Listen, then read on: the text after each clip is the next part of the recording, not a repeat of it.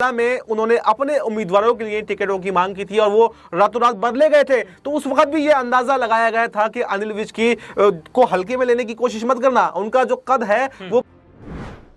हरियाणा निकाय चुनाव के नतीजे सामने आने के बाद अनिल विज का राजनीतिक कद बढ़ा। भारतीय जनता पार्टी में सीएम नायब सिंह सैनी से आगे निकले अनिल विज।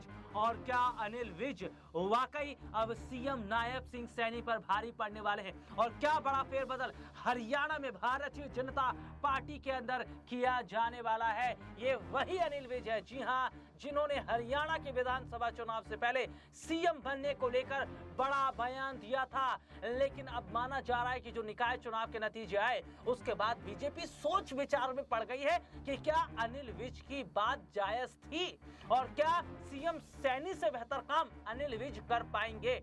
आज इसी मुद्दे पर हम बात कर रहे हैं। बातचीत करने के लिए हमारे साथ हमारे खास सहयोगी अब्बास भाई इस वक्त हमारे साथ मौजूद है। अब्बास भाई, बहुत बहुत स्वागत है इस प्रोग्राम में आपका। अब्बास भाई, सबसे पहला सवाल मेरा रहेगा, हरियाणा निकाय चुनाव के जो नतीजे आए, अंबाला में भारतीय जनता पार्टी की बड़ी जीत हासिल हुई है। इसके साथ ही अनिल विज ने निकाय चुनाव में बीजेपी की जीत को लेकर ही बड़े बयान दिए थे और साथ ही साथ जो फुटबस नायब सिंह सैनी की साथ चल रही थी उसको भी उन्होंने कहीं ना कहीं खत्म किया। तो जो बड़ा फेरबदल अनिल विज ने किया, यानी कि पार्टी के प्रति जो नरम रुख अपनाया और जो निकाय चुनाव में भारतीय जनता पार्टी ने बड़ी जीत हासिल की, उसके बाद माना जाए कि अब बड़ा नंबर है अनिल विज का, क्योंकि राजनीतिक कर अब बीजेपी उनका बढ़ाने की पूरी तैयारी कर रही है। जी बिल्कुल, ये निकाय चुनाव से पहले भी देखा जा रहा था जिस तरह से अनिल विज ने आवाजें उठाई थी, तो उसके बाद में भी लग रहा था कि बीजेपी उनको बड़ा ऑफर जो है, बड़ा पद जो है यहाँ पर दे सकती है। लेकिन यहाँ पर टकराव नायब सिंह सैनी और अनिल विज में ठीक ठीक हुआ, लेकिन उसके बाद में बीजेपी आलाकमान ने यहाँ पर निकाय चुनाव तक के लिए अपने किसी भी फैसले को स्थगित कर दिया। यानी निकाय चुनावों में वो ये देखना चाहते थे कि अनिल विज का दबदबा कितना रहता है, और निकाय चुनाव के नतीजों ने ये बता दिया कि अनिल विज आज भी हीरो हैं और वो हीरो जो दबदबा उनका बढ़ गया है। तो इसके बाद में अब बीजेपी का आला कमान जरूर कोई बड़ा पद देने की जिम्मेदारी यहां पर अनिल विज को दे सकता है, और वो सोच विचार में जरूर पड़ गया है कि नायब सिंह सैनी या फिर अनिल विज कौन मुख्यमंत्री चेहरे के लिए बेहतर होने वाला है। क्योंकि जिस तरह से अंबाला में उन्होंने अपने उम्मीदवारों के लिए टिकटों की मांग की थी और वो रातों रात बदले गए थे, तो उस वक्त भी ये अंदाजा लगाया गया था कि अनिल विज की को हल्के में लेने की कोशिश मत करना, उनका जो कद है वो पहले से बड़ा है और अब जो वो जीत करके आए हैं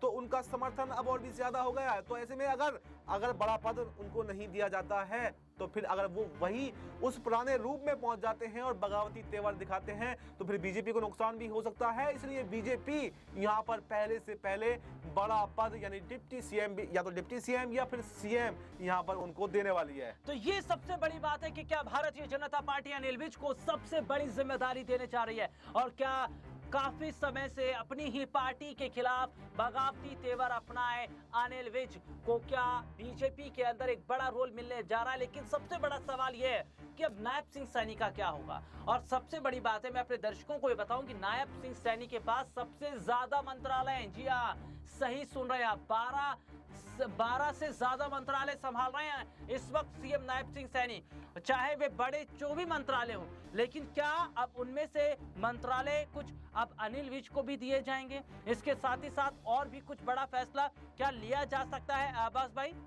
देखिए बिल्कुल, जैसे जब कद बढ़ता है तो देखिए अभी ये तो प्रॉपर नहीं है कि सीएम बनाया जाएगा, डिप्टी सीएम बनाया जाएगा, लेकिन कद जब बढ़ेगा तो बड़ी जिम्मेदारी भी बढ़ेगी। और अगर कुछ भी नहीं मिलता है तो मंत्रालय तो जरूर बढ़ाए जाएंगे। अभी सिर्फ परिवहन मंत्रालय और बिजली जो मंत्रालय है यही यहाँ पर अनिल विज के पास में है, तो ऐसे में 2 ही मंत्रालय इनके पास में है। तो ऐसे में हो सकता है कि 4-5 मंत्रालय हो जाएं और नायब सिंह सैनी के कोटे से काट कर ही वो मंत्रालय अनिल विज को दिए जाएं, क्योंकि अनिल विज अब कम में मानने वाले नहीं है। अनिल विज हरियाणा में एक बड़े जो है सुपरस्टार है, बन चुके हैं, क्योंकि काफी समय सबसे सीनियर नेता नायब सिंह सैनी तो अभी कल के नेता हैं, जबकि अनिल विज जो है 7-8 बार तो विधायक रह चुके हैं अंबाला से। और अगर उनको यहाँ पर मंत्रालय नहीं दिए जाते हैं तो फिर वही वो पुराने रूप में पहुंच जाएंगे और फिर बगावती तेवर दिखाने शुरू कर सकते हैं। तो ऐसे में जो बीजेपी के सपने हैं वो चकनाचूर हो सकते हैं और नायब सिंह सैनी की सरकार गिर सकती है। तो ऐसे में बीजेपी बिल्कुल भी नहीं चाहेगी कि सरकार को कोई भी आंच आए, और सरकार को कोई भी आंच नहीं आए तो इसको बचाने का सबसे अच्छा तरीका यह है कि नायब सिंह सैनी को भी जिम्मेदारी दी जाए, क्योंकि और बीजेपी तो इसमें माहिर है, जब भी कोई बगावती तेवर कहीं दिखाता है तो उसको कोई ना कोई बड़ी जिम्मेदारी दे दी जाती है। इसके बहुत सारे एग्जाम्पल हमारे पास अब्बास हैं। भाई, मेरा एक सवाल आपसे रहेगा, आप अपनी बात जरूर रखिएगा। अनिल विज ये बात बार बार कह चुके हैं कि अगर बीजेपी में उनका कद नहीं बढ़ा, बीजेपी में जिम्मेदारी नहीं मिली, तो वे भारतीय जनता पार्टी का साथ छोड़ देंगे, वे विधायक लेकर चले जाएंगे, क्योंकि उन्होंने ये बात कही थी कि अंबाला में हमने छावनी बनाकर रखी है और 32 घोड़े हमारे तैयार है और अंबाला में देखिए भारतीय जनता पार्टी जीत गई। कैसे देख रहे हैं?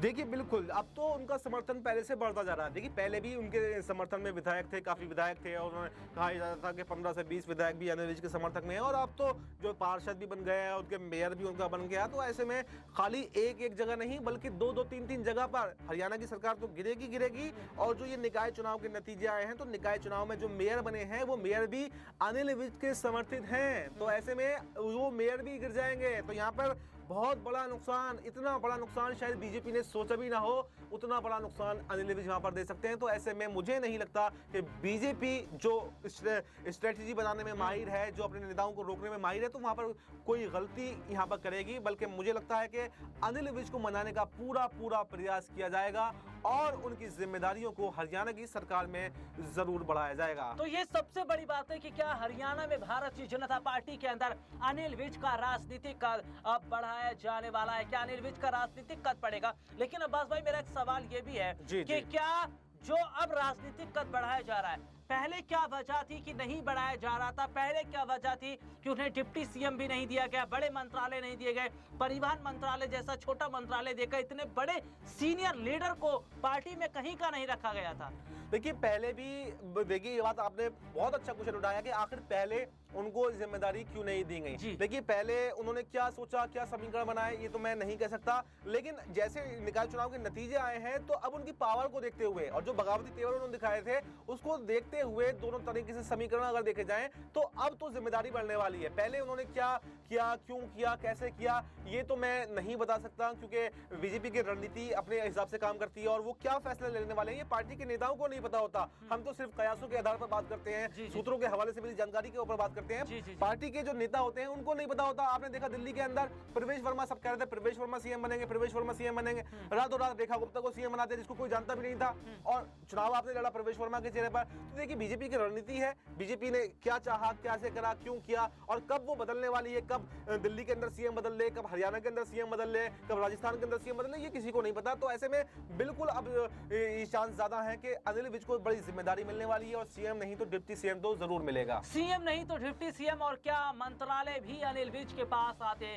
नजर आएंगे? और क्या बीजेपी में राजनीतिक कद अनिल विज का बढ़ने के बाद सीएम नायब सिंह सैनी का कद घटेगा?